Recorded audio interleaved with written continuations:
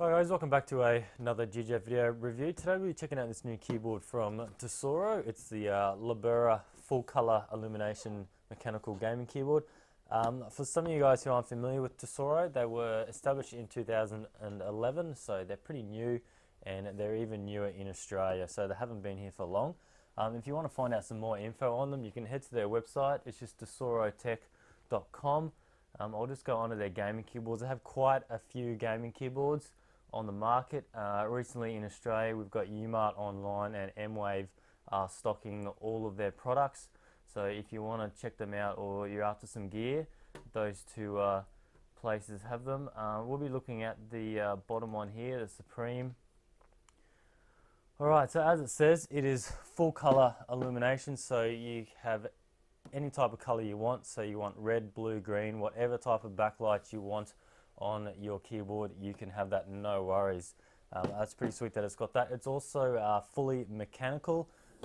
There's no other keyboards out at the moment that'll give you full illumination and mechanical at the same time. Bear in mind that it's not a cherry mechanical keyboard. It's a Kailh, a K-A-I-L-H.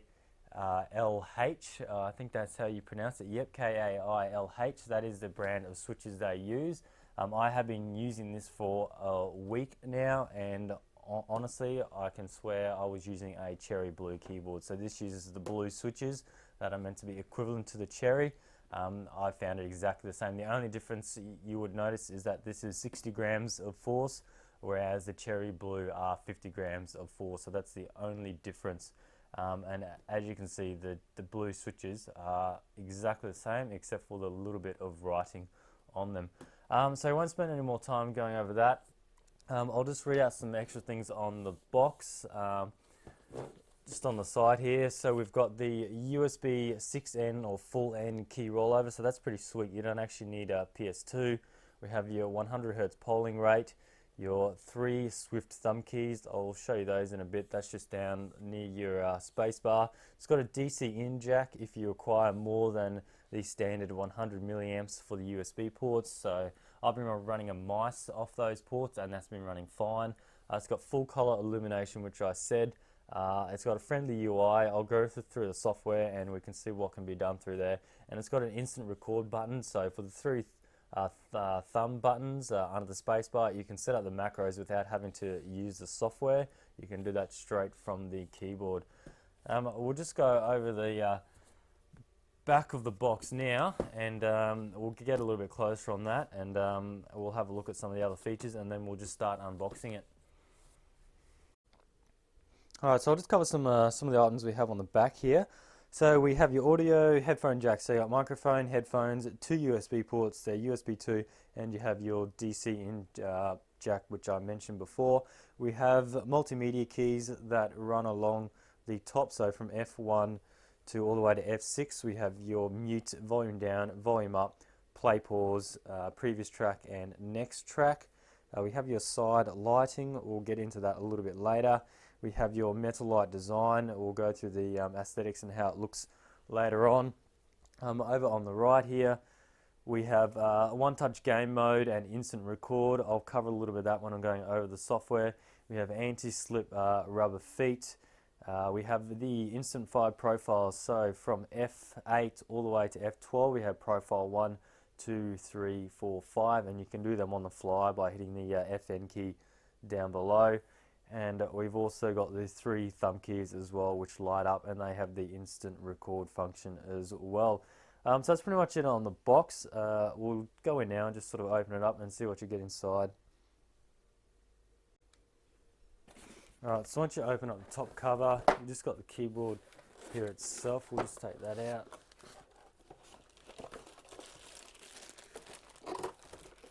So here's the DC cable that I mentioned before for the extra power. That's it there. The only issue I have with this is probably just a little bit too short. Most people won't need this, but if you do need it, it's actually about half the length of the actual USB cable, so it is just a little bit too short. We've also got the quick start guide. This is actually really handy. I actually sort of use this a little bit once setting it up and things like that. It's really handy to have that. And then that just has your driver disc in there as well. With the driver software, you can just get it from the website as well. Alright, that's it for the box. Alright, now we got the keyboard itself. It's got this nice padding on the side to protect it, and it's also got this nice hard cover on it as well to stop it from getting damaged in transport. I'll just take this off. And this is a really nice braided cable. I haven't seen too many keyboards with a cable that look this nice. As you can see, that's it there. Really nice braiding there, and it's nice and thick. And then on the other end, we've got a little junction box there, and then we've got the dual USB gold-plated ports, and then you've got your two audio headphones and microphone jacks there. And then we'll just have a look at the back where it states with the USB. So if we can read that, it says 100 milliamps, so I'll just take that off. And then you've got your two USB, your DC, and then your headphones and your microphone ports. Okay, so that's the keyboard there. I'll just we'll just cover the back first. See what's on the back. That's the model there. Everything in there. All the information about it. You've got your feet. So you've got two stages of feet. So you've got your medium, or you can go flat, your medium height, and then you can lift this one up to go even higher, just like that. Alright, so we'll just get a little bit closer on there, and we can just see what it looks like up nice and close.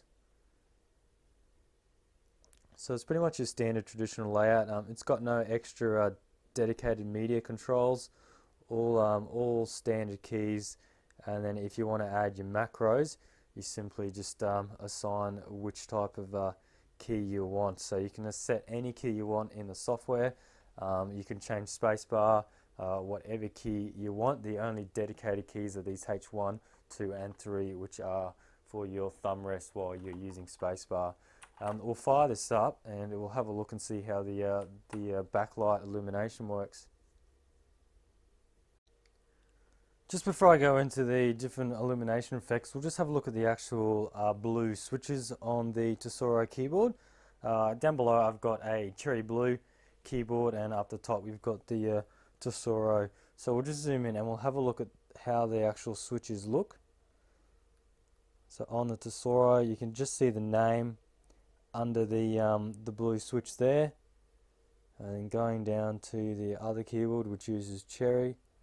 So they pretty much look exactly the same, except for the writing underneath. I'll just go up to the other one. So yeah, very, very identical.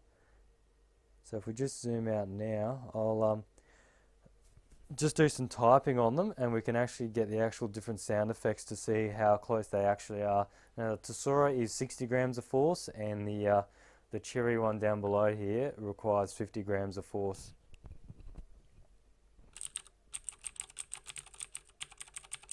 There, as you can see, definitely your standard blue clicky.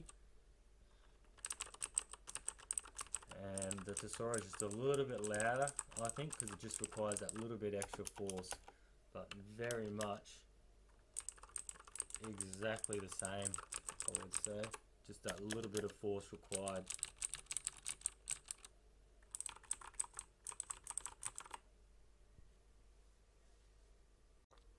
Alright, so I've dimmed the lights a bit just so we can see the different lighting effects. It has about 6 or so predefined one that comes on the keyboard without having to use the software.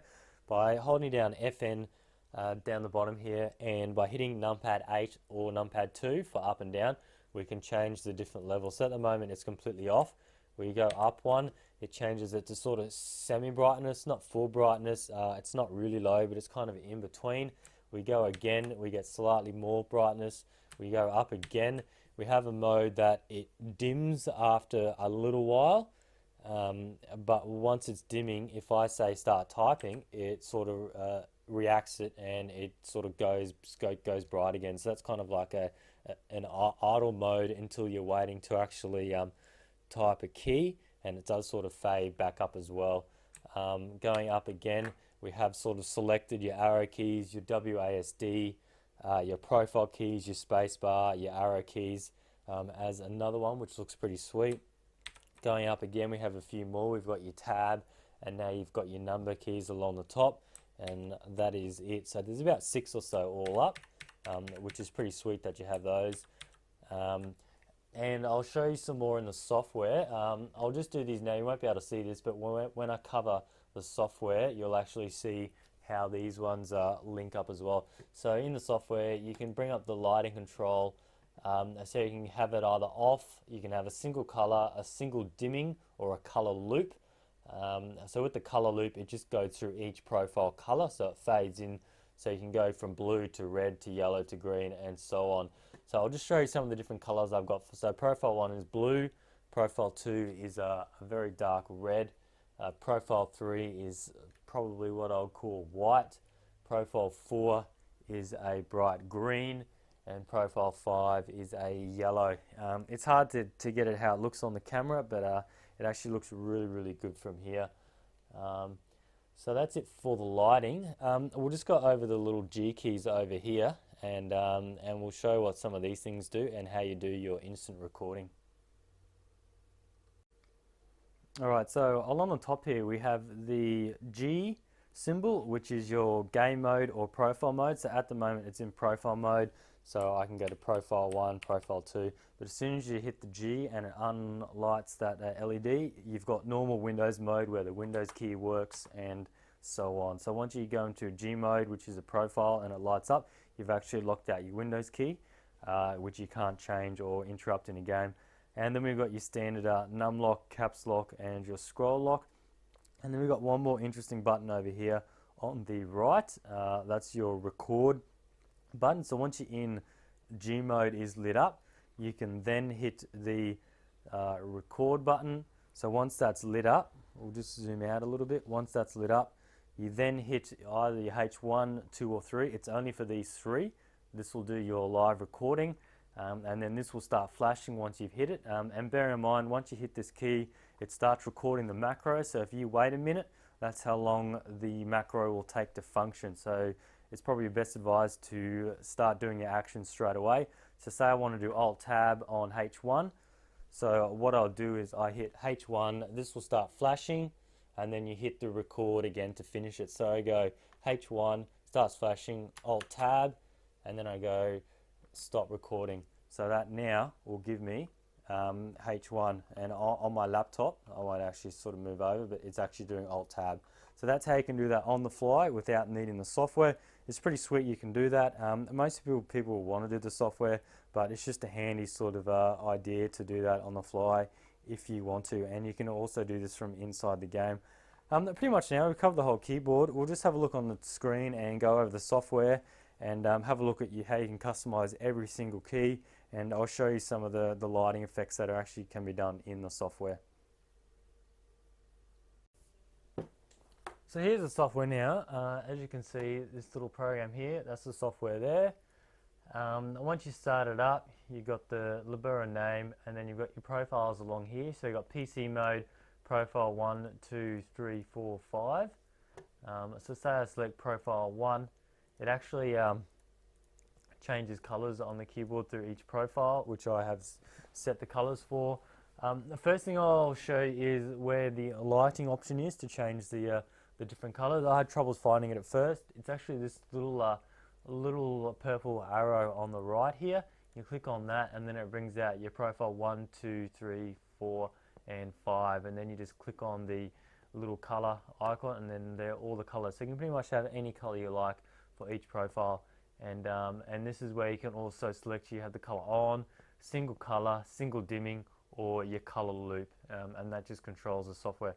Unfortunately, you can't do per key color. It has to be either the whole keyboard or when I showed you the different type of lighting modes, only the selected ones. So you can't have, say, spacebar blue, shift to yellow, enter red, all different colors. Maybe with a future software update you may be able to do that, but at the moment you can't do that. Right, so moving down, we've got the keyboard layout. As you can see, in PC mode you can't change the key bindings, but in any profile mode you can change the key bindings. You pretty much just it highlights it when you go over it. So say I want to change spacebar, you click it, and then it tells you which key you've got lit up on the left here. Some of this might be hard to see on the camera, the font's pretty small. And then once it's lit up, you've got macro setting, key assign, launcher program, sync program, disable, or default. It's good that it's got default so you can go back to what it was before. Macro setting, you can click on that and it brings up the macro dialog box. Now this is a standard macro box for all the keys you set. It's got your macro name you can set, and then you've got things like start, stop record, set delay, and then once I do start and start typing, it just starts spamming the whole thing, so I'll quickly stop that. So now it just starts recording everything I want. So it's got 32 milliseconds, 78 milliseconds, so it times how long each item was pressed for. And say I don't want half of them, I can just tick which ones I actually want for the combination. So it's pretty good how you can choose things like that, and then you can insert keys, remove keys, and things like that. So I found that really good for assigning keys. This little round sort of circle that's got 0% is your memory allocation. So once that's full and stuff like that, because you can import and export profiles, so it tells you how much space you've got free. It's got a profile reset on the right here, which is good. I guess if you want to go completely back to stock, it's got that. It's got an export and import, so you can export your whole keyboard settings and you can import them back again, which is good. And then with your 3 thumb keys down below, to set those in the software, you just click on this icon. You can do some quick options, but you can do an edit and then you click on which one you want, and then you do OK, and then it brings up the macro setting for them. So I've already, looks like I've assigned E for some reason to those just for trialing. And then if I probably go to one of these profiles, I'll be able to see which one I actually set to Control Alt in the actual video. Yeah, there you go, Control Alt or Alt Tab, which I did in the previous video. So that's pretty good how you can sort of see how that replicates straight across, and you can set each one up in here for some more advanced modes here. The only issue that sort of concerns me a bit is once you set up all your profiles and you hit apply, it's just the saving time is a little bit slow, but I guess you're probably not going to do this all the time. Once you get this set up and hit apply, it takes probably about 30 seconds or so to apply all these profiles and all that and save it, so it's not too bad. We'll just have a bit more at the options down here. So for key, I already showed you macro setting. For keys assign, you've got current, and then you can assign something else by just hitting that key. Launch a program, anything you want. EXE, you could probably change that to something else.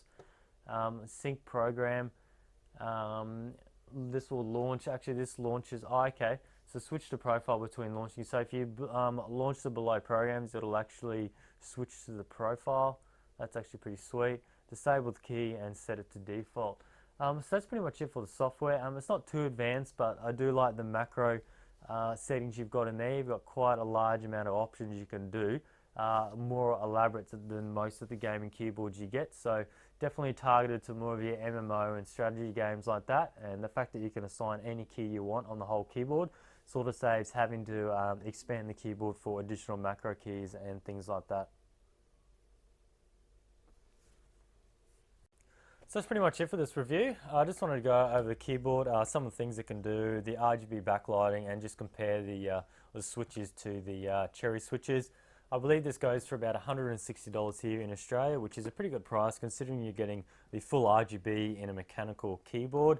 There's currently no other brands that do that at the moment, so that's pretty sweet that they're doing this. You also get your 3 thumb buttons there, and the ability to be able to customize any key on the keyboard works really well, especially for some of those MMO and gamers like that. Probably not suited so much towards FPS players, but you still get the functionality of having the blue switches and things like that. As for these switches, I found really no difference to the cherry switches. I've been using this for over a week, and honestly it never skipped a beat. It worked fine. I could have sworn I was using a cherry switch keyboard with just slightly heavier keys. but apart from that, it felt exactly the same. The software works great. The only issue is maybe the saving the profile takes a little bit too long, but I guess once you set it up, it's not really too much of a concern. But overall, a great keyboard. I was impressed with it, considering I hadn't really heard of these guys before.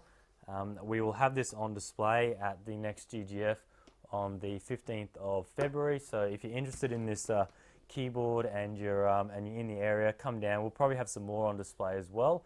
So come down, check it out. I want to say thanks for Tesoro for sending me this keyboard to review, and thanks for watching, and stay tuned for next time.